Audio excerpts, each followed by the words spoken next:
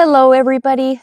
Welcome back to my little world where the flower garden is in full bloom, and I wanted to take you on a little tour because this was the goal from the beginning, from the inception of those little pots in the greenhouse to today. This was the dream, and I'm so thrilled with it. I just thought I'd kind of walk you through just a little bit. There's a few spots that are obviously have seen their better days.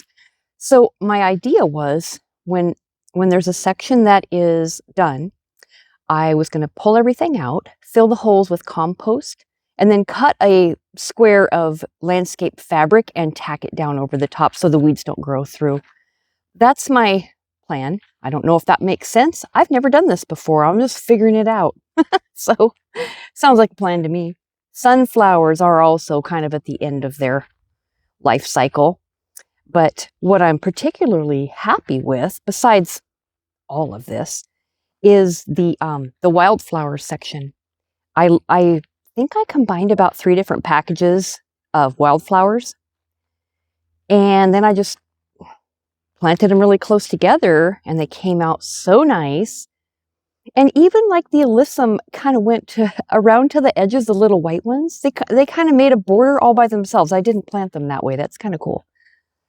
And dahlias are amazing. These cosmos just went nuts. I am loving the cosmos. And look what happened. There's this funny, it looks like a little delphinium or a larkspur. I don't know what this is. But the foliage is the cosmos, but it's a different flower. It's the only one in there. It's so cool. These, I don't know what they're called. Well, they're called tower pastels, but I don't really know what kind of flower they are. And I don't really care. I know I'm going to order these again and grow them next year for sure. They're gorgeous. They kind of look like a mum of some type, but I don't know. Rudbeckia giving us such a show. Such a show. So there is the flower garden. This was the goal back in January when I was dreaming. And of course, I didn't even use all the space, but yeah. So I emptied out the flower stand, and I was going to put a bunch of new bouquets out there, but I kind of really haven't had the oomph to do that. Let me just turn this screen around here for a second. There we go. Yeah, the flower stand needs to be refreshed, but it's hot, and I kind of haven't really had the oomph to do that. Takes a lot of time to cut everything and make bouquets and get them all out there and walk back and forth and water everything and blah, blah, blah. And I've, been really tired lately. We had a really hard weekend. My 4-year-old grandson that lives in Hawaii was admitted to the hospital with pneumonia, and he was there for 3 days, and it was really hard and really scary. So that took precedence over everything else. It's really hard to be so far away and to see that kind of stuff happening. And then he came home Sunday night and was recovering at home pretty well. And then his 3-month-old baby brother got it. But fortunately, they were already watching and prepared. As soon as the fever got up, they took him right in, got him antibiotics, and they didn't even keep him. He's home. So there's been a lot, and that's been kind of stressful. Somehow, Sunday night, I ended up with insomnia that I don't know what's going on there. My personal opinion is that it has something to do with this freaking major eclipse that's happening tomorrow.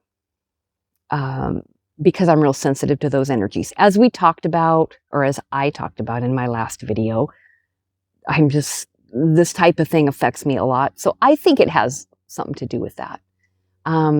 Tomorrow's eclipse, whether you're into astrology or not, it's not even really astrology. Eclipses, they exert a certain intense energy that's very disruptive.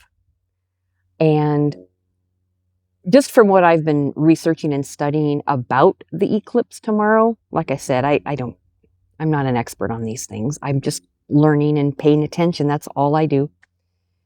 And what fits, fits, and what doesn't, doesn't, right?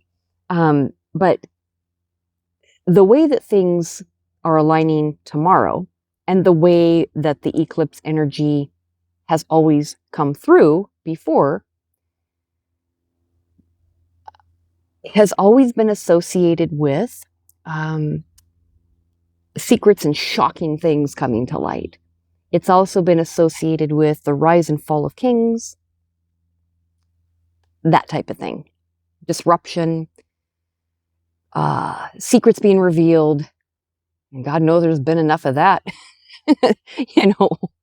I mean, I'm not just talking about politically, I'm just all over the place. So it's interesting. I'm not making any dire predictions or even saying that shocking revelations are necessarily even bad. I'm just saying I think it behooves us to pay attention. Stop and pay attention. Get grounded and pay attention. That's all I'm going to say about that. Where we heard that.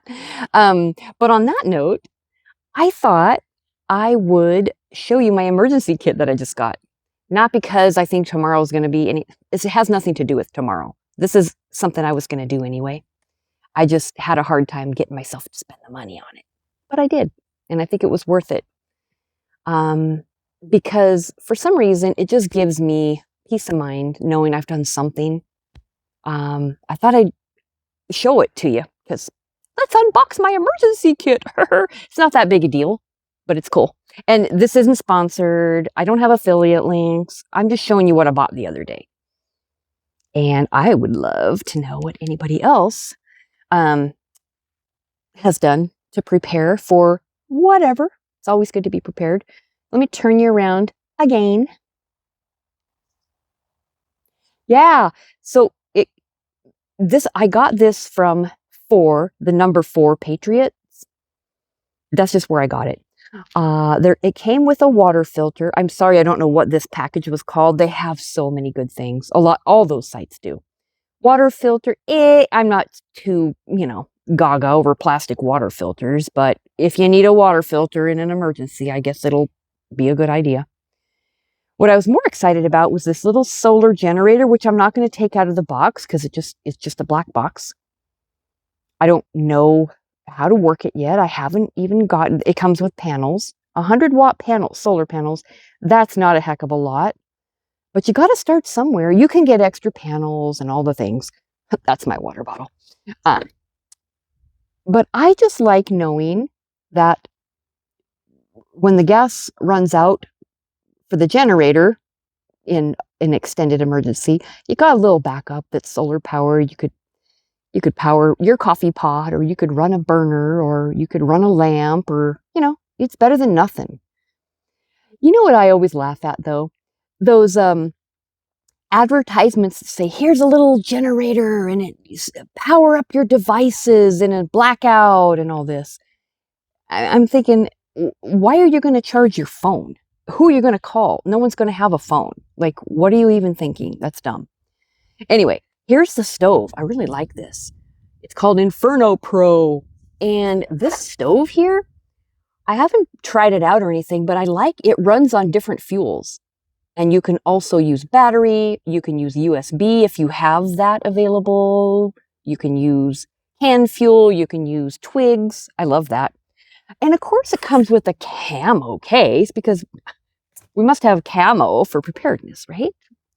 And then it also came with 2 4-week food supply, freeze-dried food, which I'm not going to open because they're just packets of freeze-dried food. Like, whatever. I just want them on hand in case. So I feel really good about that, and it gives me something that I can start with and I can build on. I think I might focus on water sources and safety next. Kind of add to this. So anyway, that's what I've been doing as I've been kind of tuning into the energetic landscape and going, what steps do I need to take, to be wise going into the future? Who knows? Tomorrow's going to be powerful. That's all I'm saying, and you can mark my words on that. Doesn't mean it's good, doesn't mean it's bad. It's just going to be a lot.